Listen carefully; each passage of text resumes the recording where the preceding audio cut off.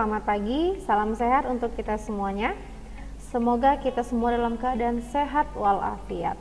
Nah, sebelum memulai pelajaran silahkan kalian berdoa menurut agama dan kepercayaan masing-masing.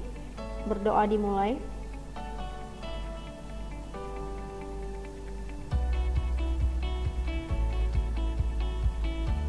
Berdoa selesai. Terima kasih. Saya meminta kamu untuk memastikan bahwa kamu sudah berada di aplikasi Edmodo ini. Jangan sampai nanti kamu ketinggalan mengumpulkan tugas atau tidak paham dengan materi yang diajarkan karena tidak dapat videonya. Jadi seperti video sebelumnya, video yang saya berikan sebelumnya, bahwasanya kita akan belajar di rumah masing-masing tapi melalui aplikasi Edmodo. Jadi kalian pastikan diri kalian aktif ya dalam aplikasi ini dalam proses belajar ini. Oke, untuk materi pertama di kelas 7 bidang studi bahasa Indonesia, kita akan mempelajari mengenai teks deskripsi. Apa sih tujuan teks deskripsi?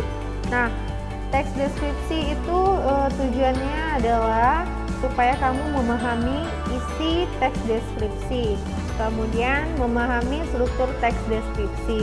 Kenapa? Karena di akhir pelajaran nanti Miss akan memberikan tugas keterampilan dalam bentuk menulis sebuah teks deskripsi. Jadi Miss harapkan kamu fokus, kamu teliti, kamu berikan hati kamu di pelajaran ini, di pelajaran bahasa Indonesia khususnya, jadi kamu dapat menerima materi ini dengan baik. Oke ya nak ya. Yap, kita mulai materi ini dengan membuka buku bahasa Indonesia kamu. Silahkan buka halaman 3. Di sana ada puisi Tanah Air karya Rustam Effendi. Miss akan coba bacakan puisi ini, penggalannya sedikit saja.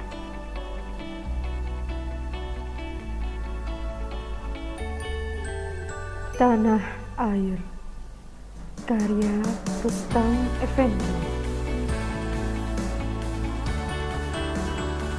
Berpadang katifah hijau, berlembah berkasan danau, berlangit bertudung awan, bergunung, berbukit, berpantai lautan.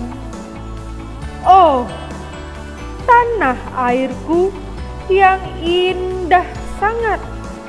Oh, tanah airku yang beta cinta. Di malam menjadi mimpi, di siang merayan hati, terkurang madahan syair, pelagukan ihtisyim asmara kadir. Oke. Nah, dari penggalan puisi tersebut kita bisa lihat, kita bisa perhatikan di sampingnya itu ada gambar pedesaan, ada gunung, ada sawah, ada aliran sungai, ada pohon yang hijau. Jadi dapat kita simpulkan bahwasannya puisi karya Rustam Effendi ini mengungkapkan isi hatinya mengenai keadaan Indonesia yang sangat indah, alam Indonesia yang sangat indah. Nah, silakan kamu lihat slide, ada gambar pegunungan, ada gambar lautan.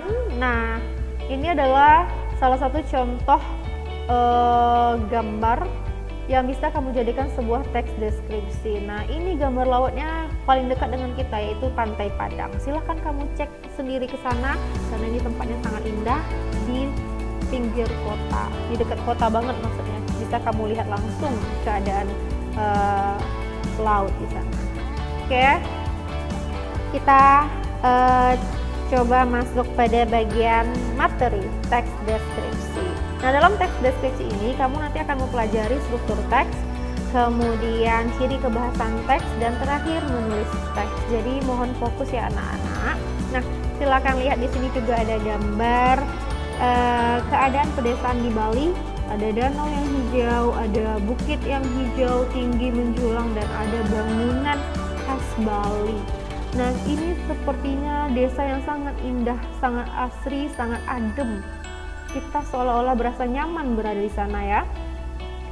Jadi kira-kira dari gambar-gambar tersebut, apa sih yang dimaksud dengan teks deskripsi? Nah, teks deskripsi adalah teks yang menggambarkan objek secara rinci sehingga pembaca seolah-olah melihat, mendengar, dan merasakan apa yang digambarkan dalam teks tersebut. Nah, di dalam teks deskripsi, kamu akan mempelajari terlebih dahulu struktur teks deskripsi. Struktur teks deskripsi terbagi 3, yaitu ada identifikasi objek, deskripsi bagian, dan yang terakhir simpulan atau pesan. Silakan buka buku kamu halaman 8, perhatikan teks keindahan sunset di Lawang Balok. Oke. Nah, di sana ada 4 paragraf. Nah, jadi isi bagian identifikasi itu adalah nama objek, lokasi, dan pernyataan umum. Sedangkan isi deskripsi itu ada penjelasan dari objek, kemudian penggambaran mengenai si objek, lalu yang terakhir simpulan dan pesan. Isinya adalah hal atau suasana yang dirasakan oleh si penulis. Silakan baca teks keindahan sunset di Lawang Balok tadi, kemudian kamu pahami dengan baik, kamu garis bawahi bagian-bagian identifikasi, deskripsi, dan simpulan atau kesan tersebut. Apa saja yang ada di bagian identifikasi, apa saja yang ada di deskripsi ataupun simpulan. Boleh 1, 2, atau 3. Setidaknya kamu mencoba mengikuti seperti yang Miss berikan ini. Misalnya di identifikasi itu ada nama objek, lokasinya di mana, seperti itu ya. Oke, sudah.